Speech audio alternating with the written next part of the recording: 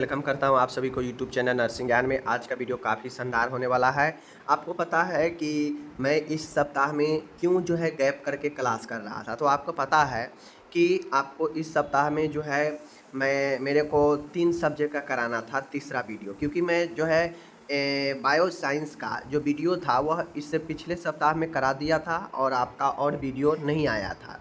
इस सप्ताह में हमें तीसरा वीडियो का 3 सब्जेक्ट का कराना था, फर्स्ट ईयर का, बिहेवियर का, फंडामेंटल का, कम्युनिटी का। इसलिए मैंने सोचा कि अब आधा अधूरा हो जाएगा, फिर इस सप्ताह में तीनों ख़त्म कर देंगे और फिर जो है हमको इस सप्ताह में 3 का ही होगा, फिर 1 बच जाएगा, फिर अगले सप्ताह में चला जाएगा। तो इसलिए मैं जो है आपको सोचा कि गैप कर कर के करा देता हूँ और फिर जब नेक्स्ट ये सप्ताह जब ये शुरू होगा मंडे से, वहाँ पे फिर आपका कंटिन्यू जो है वीडियो आएगा, समझ गए? डेली आएगा। हर एक सब्जेक्ट का एक एक वीडियो जो है आपका डेली जो है, चौथा वीडियो जब शुरू होगा सभी सब्जेक्ट का तो डेली हम करने लगेंगे। फिर आपका कंटिन्यू जैसे पहले चलता था वैसे ही सुबह के सुबह फर्स्ट ईयर का डलेगा, ठीक है? टेंशन नहीं लीजिए। जो भी डिस्टरबेंस था, अभी तक डिस्टरबेंस हुआ है वीडियो में रेगुलर नहीं आने का, बाकी अब से बिल्कुल जो है आपका कंटिन्यू मंडे से बिल्कुल कंटिन्यू आएगा पढ़ाई वाला, ठीक है? कहता है आज जो हम वीडियो लेकर आए हैं यह तीसरा नंबर का वीडियो है CHN1 का, यानी कम्युनिटी हेल्थ नर्सिंग फर्स्ट, जो कि GNM फर्स्ट ईयर में है, उसका तीसरा वीडियो यह है। आप लोग लिख लीजिएगा नोट्स में। यह PDF जो है आपको मिल जाएगा नर्सिंग ज्ञान डॉट, अभी तक जो मैं तीसरा दो वीडियो तक सबका PDF दे चुका हूँ nursingyan.com पर।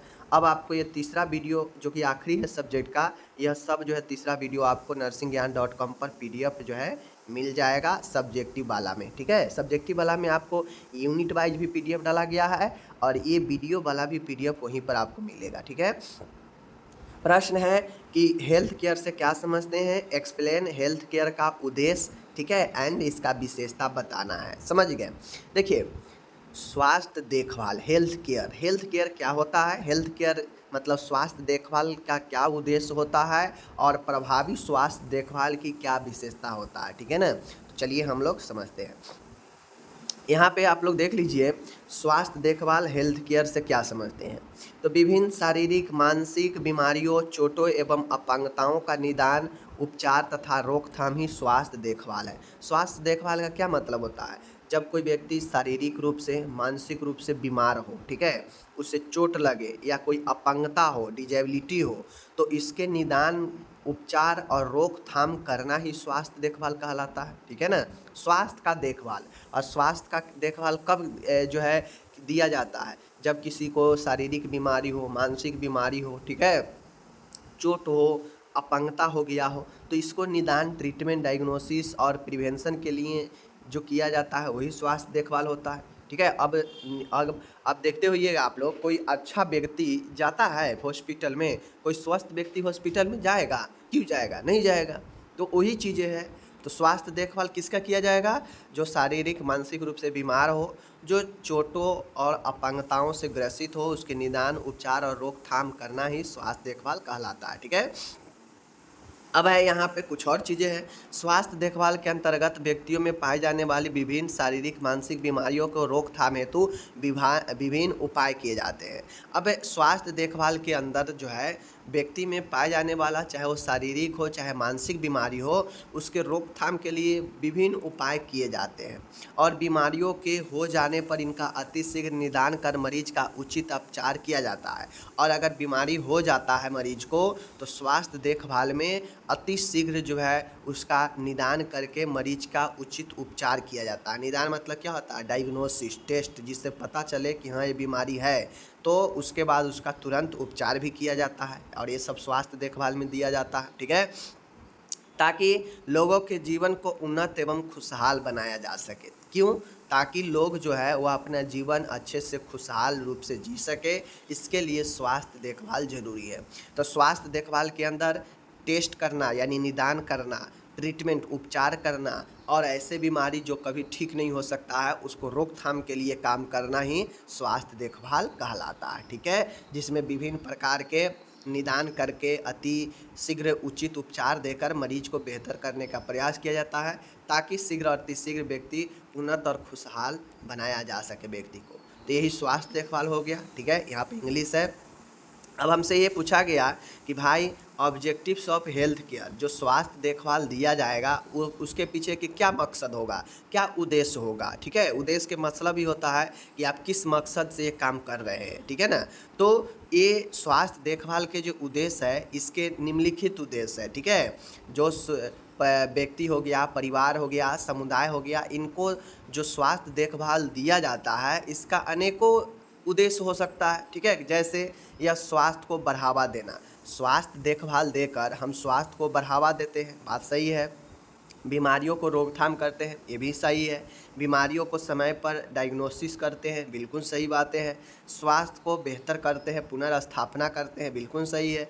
आवश्यकता अनुसार मरीजों का पुनर्वास करते हैं, रिहैबिलिटेशन करते हैं, बिल्कुल सही है। ठीक है, और इसमें और भी लिख सकते हैं, स्वास्थ्य देखभाल के जरिए व्यक्ति के बेहतर जीवन जो है जीने में मदद करते हैं। ठीक है, स्वास्थ्य देखभाल के जरिए जो है व्यक्ति को अन्य गंभीर बीमारियों से बचाते हैं। ठीक है, स्वास्थ्य देखभाल के जरिए व्यक्ति को जो है अपंगता में सहायता करते हैं। तो हम यहाँ पे 5 उद्देश्य बताए हैं, आप और भाई चीज़ जो है इसमें इंक्लूड कर सकते हैं। ठीक है, बहुत सारे उद्देश्य इसका हो सकता है। किसी को स्वास्थ्य देखभाल क्यों प्रदान किया जाएगा, उसी सब चीज़ों को हम लिख देंगे तो ही उसका उद्देश्य हो जाएगा। बातें को समझ रहे हैं। आपको एग्जाम्पल के लिए मैंने यहाँ पे 5 बता दिया कि इस तरह से आप लिखेंगे उद्देश्य में, स्वास्थ्य देखभाल में। बाकी आप लोग और भी चीज़ लिखेंगे, यह स्वास्थ्य को बढ़ावा देता है, या बीमारी को रोकथाम करता है, बीमारी से छुटकारा दिलाता है, इससे हम बीमारी का पता कर सकते हैं, निदान कर सकते हैं। ठीक है, अन्य भयंकर बीमारियों को रोकथाम कर सकते हैं, जो मरीज जो है अपंग है उसको सहायता कर सकते हैं। ठीक है, स्वास्थ्य को पुनर्स्थापना कर सकते हैं। ठीक है ना, तो इन जीवन को बेहतर बना सकते हैं स्वास्थ्य देखभाल के जरिए। तो तमाम ऐसे उद्देश्य जो है हो सकता है, तो आपको मैंने बता दिया, लिखना है। ठीक है, यहाँ पे इंग्लिश में दिया गया उसी चीज़ को आप इंग्लिश में जो है पीडीएफ हिंदी इंग्लिश दोनों में मिलेगा, टेंशन नहीं लेना है। अब यहाँ पे आता है कि जो आप देखे हैं स्वास्थ्य देखभाल, उसका क्या कैरेक्टरिस्ट है। तो एक अच्छे, एक प्रभावी स्वास्थ्य देखभाल का क्या उद्देश्य होता है। अगर किसी को हम एक अच्छे, एक प्रभावी देखभाल प्रदान करेंगे, इफ़ेक्टिव स्वास्थ्य देखभाल हेल्थ केयर देंगे, तो उसका क्या विशेषता होगा। ठीक है, क्या कैरेक्टरिस्ट होगा।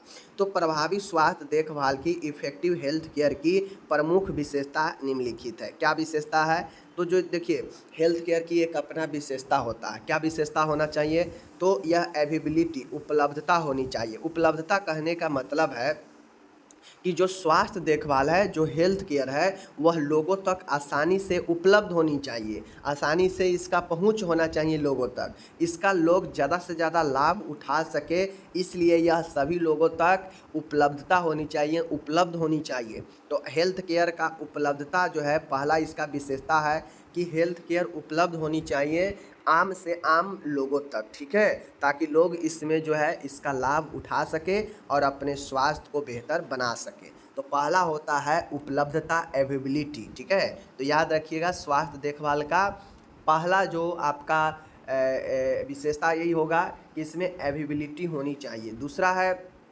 एडिक्वेंसी, पर्याप्तता। स्वास्थ्य देखभाल पर्याप्त होनी चाहिए, जैसे व्यक्ति, परिवार, समुदाय को प्रदान की जाने वाली स्वास्थ्य देखभाल आवश्यकता अनुसार अर्थात लोगों के ज़रूरत के अनुसार होनी चाहिए। उदाहरण के लिए जनसंख्या के अनुसार अस्पताल, स्वास्थ्य केंद्र, चिकित्सक, नर्सों की संख्या, यहाँ पे नर्स होगा। ठीक है, पर्याप्त होनी चाहिए।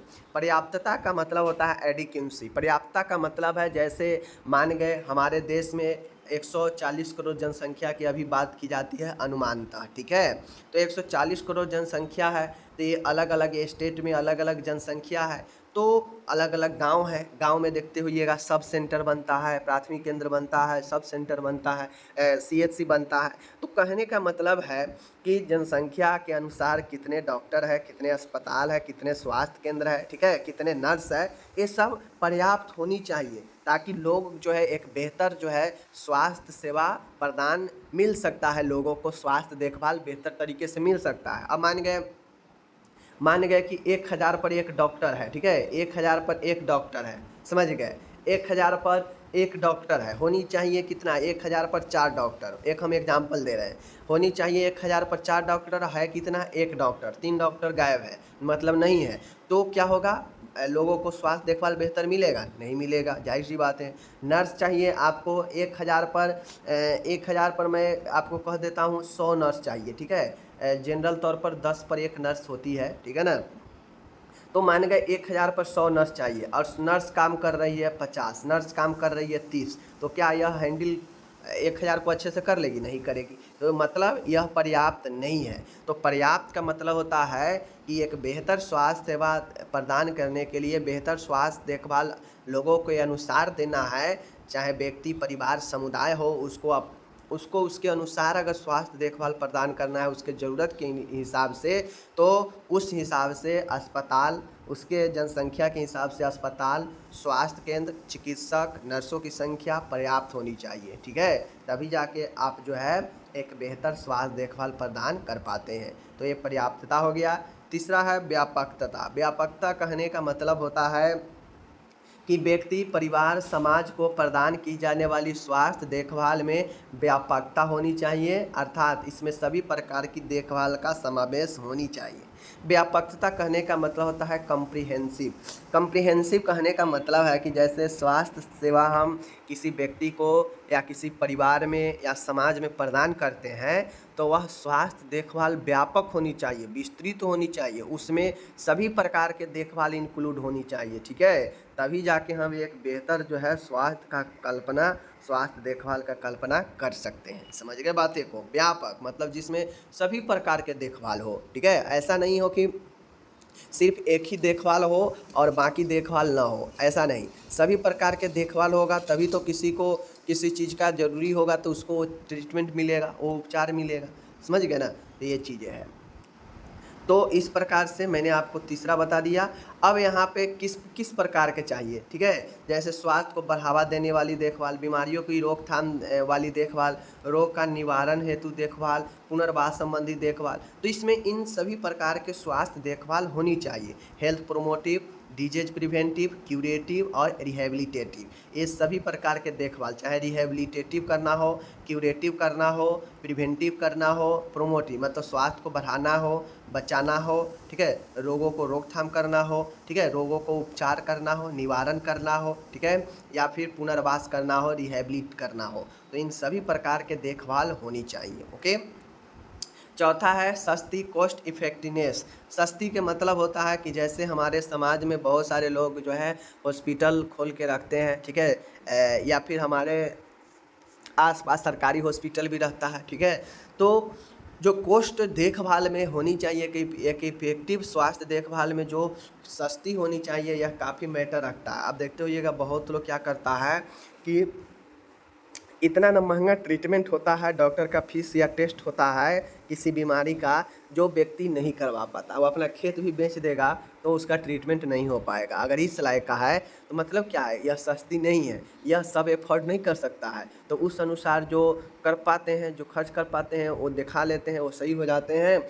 और जो नहीं कर पाते हैं, जो अपने ज़मीन बेचने के बाद भी उस चीज़ को पूरा नहीं कर सकते हैं, तो वो बेचारा सोच के ही जो है रह जाता है और धीरे धीरे वो बीमारी से वो दुनिया को छोड़ देता है। होता है ना ऐसा कि बहुत जैसे कोविड, जैसे आपका कैंसर वगैरह हो गया, बहुत सारे महंगे महंगे ट्रीटमेंट हो गया, जैसे किडनी फेल हो गया, ठीक है, किडनी फेल हो गया। अब मान लीजिए जिसको पैसा है वो किडनी चेंज करवा लेता है, जिसको पैसा नहीं है वो किडनी कहाँ से ट्रांसप्लांट करवा पाएगा। तो इस कारण से बेचारा का धीरे धीरे वो उसी से डेथ हो जाता है। कैंसर है, बहुत महंगा ट्रीटमेंट है, 4 लाख 5 लाख 7 लाख रुपया लगता है और कोई ज़मीन है ही नहीं, क्या करके लाएगा पैसा। तो उस हिसाब से जो है वो बेचारा इतना महंगा होते हुए वो नहीं ट्रीटमेंट करा पाता है।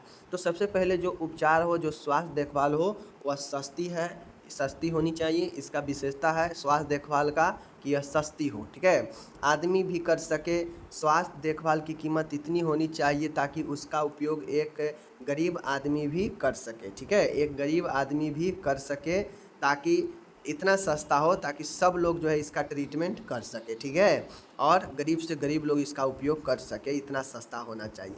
फ्लेक्सिबिलिटी कहने का मतलब होना चाहिए कि स्वास्थ्य देखभाल की नियोजन एवं क्रियान्वयन उपलब्ध संसाधनों पर आधारित होनी चाहिए, ठीक है, चाहिए। यदि स्वास्थ्य देखभाल उपलब्ध संसाधनों जैसे मानव शक्ति, धन, सामग्री, समय तथा आवश्यकता अनुसार नियोजित एवं क्रियान्वयन की जाती है तो ये अधिक प्रभावी होता है। साध्यता, फिजिबिलिटी का मतलब होता है कि जैसे हमारे पास जितना चीज़ें हैं उतना ही में हम बेहतर ढंग से करने का प्रयास करते हैं, तो उसका एक परिणाम अलग मिलता है, ठीक है। हमारे पास जितना संसाधन है, जितना मानव बल है, जितना धन सामग्री है, उसका हम उपयोग एक अच्छे ढंग से करते हैं तो वह अधिक प्रभावी होगा। तो वही कहता है फिजिबिलिटी में कि हमारे पास जितना भी संसाधन है, अगर हम उसको जितना भी संसाधन उपलब्ध है, जितना भी क्रियान्वित है, उन सब मानव शक्ति, धन, सामग्री, समय और आवश्यकता अनुसार नियोजित एवं क्रियान्वय अगर करेंगे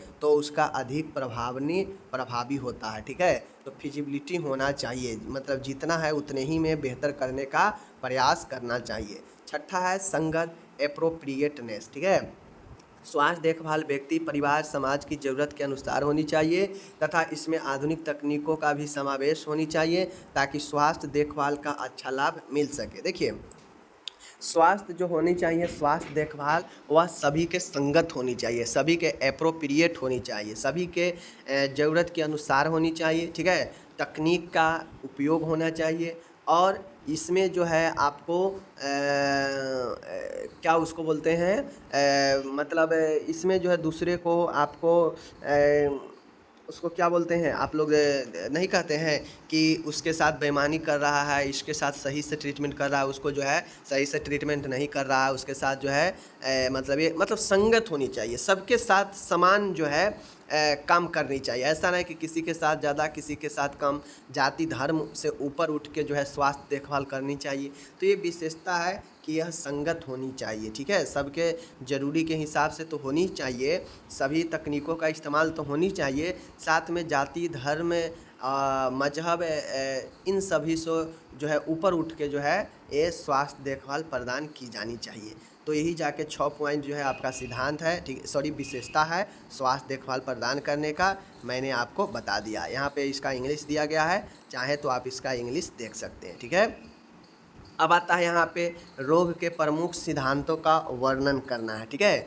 एक रोग होता है प्रिंसिपल ऑफ डिजीज, ठीक है। रोग के कौन कौन से सिद्धांत होते हैं, तो रोग के कारणों को स्पष्ट करने के लिए अलग अलग वैज्ञानिकों ने अलग अलग समय पर अलग अलग सिद्धांत प्रतिपादित किए हैं, जिसमें कुछ निम्न है। देखिए, रोग के प्रमुख सिद्धांत कहने का मतलब है कि अगर आप रोग के कारण को स्पष्ट करना चाहते हैं, यानी रोग किस कारण से होता है, इसको स्पष्ट करने के लिए अलग अलग वैज्ञानिकों ने समय समय पर अलग अलग सिद्धांत दिया। कोई वैज्ञानिक बताया कि बीमारी इसके कारण होता है, कोई बताया कि रोग इसके कारण होता है, कोई बताया कि रोग इनके कारण होता है। तो अलग अलग वैज्ञानिकों ने रोगों के कारणों को अलग अलग समय पर जो है प्रतिपादन किया, सिद्ध किया, जो कुछ निम्न है, और यही जो है सिद्धांत आपका है। देखिए, रोग का दैवीय सिद्धांत, सुपर नेचुरल थ्योरी। प्राचीन काल में मनुष्य में होने वाले रोगों के लिए भूत प्रेत तथा दैवीय शक्ति आदि को जिम्मेदार माना जाता था। उस समय ऐसा माना जाता था कि जब देवी देवता नाराज हो जाते हैं तो उस व्यक्ति, परिवार तथा समुदाय को रोगग्रस्त कर देते हैं। संभवतः उस काल में फैले हुए अंधविश्वास तथा अशिक्षा इस तरह की धारणा के मूल कारण थे, ठीक है। पहला सिद्धांत यही कहता है रोग होने का कि ये सब पहले होता था, बहुत प्राचीन काल में, पूर्व समय में, जब उतना ज़्यादा समाज में कोई टेक्नोलॉजी नहीं था, उतना ज़्यादा जो है समाज हमारा शिक्षित नहीं था, वैज्ञानिक चीज़ें नहीं आया था, तो इस कारण से पहले लोग जो है रोग का कारण जो है दैवीय शक्ति को मानते थे, यानी रोग का दैवीय सिद्धांत। दैवीय सिद्धांत कहता है कि प्राचीन काल में जो मनुष्य है वह रोग के लिए भूत प्रेत, दैवीय शक्ति आदि को जिम्मेदार मानते थे, ठीक है। लोग ये मानते थे कि देवी देवता अगर नाराज़ हो जाते हैं तो उस व्यक्ति, परिवार और समुदाय को रोगग्रस्त कर देते हैं। संभवतः उस काल में फैले हुए अंधविश्वास तथा अशिक्षा इस तरह की धारणा को मूल कारण थे। पहले वही बात था कि ज़्यादातर अंधविश्वास और शिक्षा था, इस कारण से यह धारणा बना था, ये कारण जो है लोगों में चल रहा था कि भूत प्रेत और दैवीय शक्ति जो है रोग का कारण है। और ये क्यों है, क्योंकि देवी देवता नाराज़ हो गए हैं, इसलिए भूत प्रेत जो है आ गया है, ठीक है, और उस कारण से बीमार पड़ गए हैं। तो ये पहले रोग का एक दैवीय शक्ति था, ठीक है। अभी भी लोग मानते हैं कि भगवान अगर नाराज़ हो जाएंगे तो बहुत चीज़ हो जाएगा, ठीक है। तो अभी वो सब चीज़ें नहीं है कि भगवान नाराज हो जो है भूत प्रेत के कारण। भूत प्रेत वाला सिस्टम तो बहुत हद तक ख़त्म हो गया है। अब ये जो दैवीय शक्ति है, नेचुरल पावर जो है, ये अभी भी है और आगे भी रहेगा। नेचुरल पावर होता है, ठीक है। ये बातें को कोई नहीं डिनाई कर सकता है, समझ गए। सब अपने अपने तरीक़ा से नेचुरल पावर को मानते हैं। नेक्स्ट है दूसरा, रोग का मिएज़मेटिक सिद्धांत, मिएज़मेटिक थ्योरी ऑफ डिजीज। इस सिद्धांत के अनुसार प्रदूषित हवा ही व्यक्ति में रोग फैलने का मुख्य कारण है, ठीक है, मुख्य कारण है। मियाजिमा एक प्राचीन ग्रीक शब्द है जिसका अर्थ है प्रदूषण। प्राचीन काल में भारत, यूरोप, चीन जैसे स्थानों पर इस सिद्धांत को स्वीकार किया गया। 19वीं शताब्दी में रोगाणु की खोज तथा रोग के रोगाणु सिद्धांत के प्रतिपादित हो जाने के बाद इस सिद्धांत की मान्यता कम हो गई, ठीक है। देखिए, पहले क्या था, रोग का मिएज़मेटिक सिद्धांत था। ये मिएज़मेटिक सिद्धांत कहने का मतलब है कि इस सिद्धांत के अनुसार जो प्रदूषित हवा होता है, प्रदूषित हवा ही व्यक्ति में रोग फैलने का मुख्य कारण है। पहले मिएज़मेटिक सिद्धांत को माना जाता था कि जो प्रदूषित हवा है ना, यही हवा व्यक्ति में रोग फैलाता है, ठीक है। मियाजिमा एक प्राचीन ग्रीक शब्द है जिसका अर्थ होता है प्रदूषण। प्राचीन काल में भारत, यूरोप हो गया, चीन हो गया, ऐसे संस्थानों में इस सिद्धांत को स्वीकार किया गया कि मिएज़मेटिक जो है, प्रदूषित हवा जो है, रोग का कारण है, ठीक है। लेकिन जैसे ही 19वीं शताब्दी में रोगाणु का खोज हुआ, ठीक है, रोग के रोगाणु सिद्धांत प्रतिपादित हुआ, उसके बाद इस सिद्धांत की मान्यता ख़त्म हो गई और उसके बाद ये पता चल गया कि रोग जो होता है अनेक अलग अलग रोगाणुओं के प्रदूषण जो है, अनेक अनेक रोग सूक्ष्म जीवों रोगाणु से होता है, ठीक है। तो ये जो सिर्फ और सिर्फ हवा के जो प्रदूषण वाला बात था, यह हो गया ख़त्म, ठीक है, समझ गए। तीसरा है रोग का रोगाणु सिद्धांत, germ theory of disease. Germ theory of disease क्या कहता है, तो इस सिद्धांत के अनुसार प्रत्येक बीमारी का कारण कोई न कोई सूक्ष्मजीव होता है। इस सिद्धांत का प्रतिपादन जीवाणु विज्ञान बैक्टीरियोलॉजिस्ट लुई पाश्चर ने किया था। तो ये जो रोग का रोगाणु सिद्धांत है, जर्म थ्योरी ऑफ डिजीज, इसके अनुसार प्रत्येक बीमारी का कोई न कोई कारण सूक्ष्म जीव होता है। मतलब कोई न कोई बीमारी, प्रत्येक बीमारी कोई न कोई सूक्ष्म जीव के कारण होता है। और इस सिद्धांत का प्रतिपादन जीवाणु विज्ञानी बैक्टीरियोलॉजिस्ट लुई पाश्चर ने किया था। तो तीसरा सिद्धांत जर्म थ्योरी ऑफ डिजीज यानी रोग का रोगाणु सिद्धांत। चौथा है एपिडेमियोलॉजी ट्रायड, आप लोग पढ़िएगा भी, यह एपिडेमियोलॉजी ट्रायड जो है आप लोग पढ़िएगा भी। इस सिद्धांत के अनुसार प्रत्येक बीमारी के होने में 3 प्रकार के कारकों का योगदान होता है, इस कारण इसे एपिडेमियोलॉजी ट्रायड सिद्धांत कहते हैं, ठीक है। पहला है कोई ऐसे कारक होगा, एजेंट होगा, उसके बाद वह एजेंट पर्यावरण और वो एजेंट होस्ट, इन तीनों को मिलकर जो है बीमारी उत्पन्न होता है, रोग उत्पन्न होता है, और यही एपिडेमियोलॉजी ट्रायड सिद्धांत होता है, ठीक है। तो ये एपिडेमियोलॉजी ट्रायड सिद्धांत कहने का मतलब है कि इस सिद्धांत के अनुसार प्रत्येक बीमारी के होने में 3 कारकों का योगदान होता है, और वो 3 कारक कौन है, यही 3 कारक है जो प्रत्येक बीमारी के होने का जो है योगदान देता है, कारण है। इस कारण इसे एपिडेमियोलॉजी ट्रायड सिद्धांत कहा गया है। तो ये चौथा एपिडेमियोलॉजी ट्रायड थ्योरी समापन, ठीक है। पांचवा कौन है, multi factorial theory. Multi factorial theory कहने का मतलब क्या है, तो मल्टी फैक्टोरियल थ्योरी का मतलब होता है कि इस सिद्धांत के अनुसार रोग की उत्पत्ति के लिए एक नहीं अपितु अनेक कारक जिम्मेदार है, ठीक है, अनेक कारक जिम्मेदार है। रोग उत्पन्न करने में सूक्ष्म जीव के अलावा कई अन्य कारक जैसे सामाजिक, सांस्कृतिक, आर्थिक, आनुवंशिक, पोषणीय, मनोवैज्ञानिक, औद्योगिक कारक भी जिम्मेदार होते हैं। तो मल्टीफैक्टोरियल थ्योरी कहने का मतलब है कि जो रोग होता है वह रोग की उत्पत्ति सिर्फ और सिर्फ एक सूक्ष्म जीव कारक नहीं होकर अनेकों कारक होते हैं, ठीक है, अनेक कारक होते हैं। जैसे रोग उत्पन्न करने के लिए सूक्ष्म जीव के अलावा अन्य कारक सामाजिक, संस्कृति, आर्थिक, आनुवंशिक, पोषणीय, मनोवैज्ञानिक, औद्योगिक कारक, इन सब भी शामिल होता है। और बिल्कुल आर्थिक स्थिति भी, आनुवंशिक भी, पोषण भी, मनोवैज्ञानिक भी, औद्योगिक कारक भी, सामाजिक कारक भी, ये सब जो है बीमारी में रोल अपना अपना निभाता है किसी न किसी कारण से, ठीक है। तो ये मैंने 5 सिद्धांत थ्योरी बता दिया डिजीज होने का, तो ये आपको ध्यान में रखना है। चलिए एक बार रिपीट कर देते हैं, देख लीजिए। सुपर नेचुरल पावर यानी दैवीय शक्ति माना जाता था पहले। उसके बाद मियाजीट में थ्योरी आया जिसमें ये कहा गया कि एयर पोल्यूशन ही जो है बीमारी का मेन रूप माना जाता था, ठीक है। लेकिन जब खोज हो गया, डिस्कवर हो गया 19वीं शताब्दी में रोगाणु का, तो जाके जो है हवा ही सिर्फ बीमारी का रोल होता था, वो चीज़ें ख़त्म हो गया। तीसरा है जर्म थ्योरी, मतलब जर्म थ्योरी ऑफ डिजीज, मतलब रोगों के लिए रोगाणु सिद्धांत, मतलब सूक्ष्म जीव का सिद्धांत। तो जो लुई पाश्चर है, इन्होंने जो है जो बैक्टीरियोलॉजिस्ट लुई पाश्चर है, इन्होंने बताया कि बीमारी का कारण जो है कुछ माइक्रो ऑर्गेनिज्म भी होते हैं हर एक बीमारी का। चौथा है एपिडेमियोलॉजी, जिसमें 3 कारक के कारण बीमारी होता है, एजेंट, इन्वायरमेंट और होस्ट।